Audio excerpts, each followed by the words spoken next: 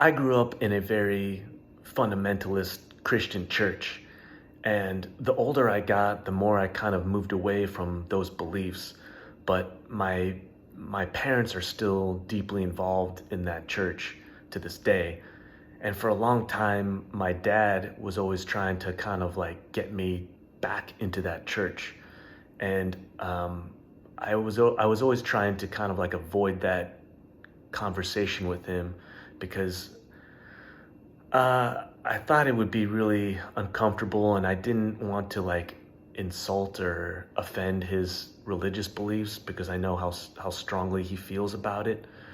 But about a year or so ago, I finally just said to him, "Look, let's sit down and hash it out. Say to me whatever it is you want to say to me about the Bible, and I'll try my best to hear you with an open mind." And so that's what we did. We sat down and we had a lot of conversations about the Bible and what it means and what it's saying.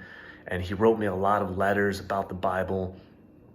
And I started to realize that I had an issue with the way that he talked to me about the Bible. And the issue was he would say things to me like, "This is what Jesus meant when he said this." And I would say, "Well, hold on a second. How do you know that's what Jesus meant?" The only person that would know what Jesus meant was Jesus. We can both read it and speculate and come to our own thoughts about what it means, but those are just opinions. I said to him, a lot of what you're telling me when you say this is what the Bible means is you're giving me your opinion of what you think the Bible means. It's not the same thing. And he didn't agree with me at all, of course. But I realized that was the core of our issue, was that I think it's very important to make a distinction between the Bible itself and your thoughts and opinions about the Bible.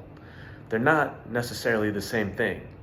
And when you blur that line, I think that you can get yourself into trouble because anybody could read the Bible, make up whatever story they want and say, "Well, that's the Bible. That's what it means, and it's God's word. You can't argue with it."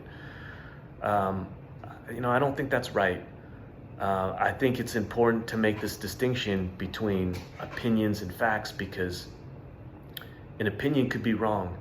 An opinion is open to debate, but when you try to close the book on that and say, "No, it's settled," I think that's misleading.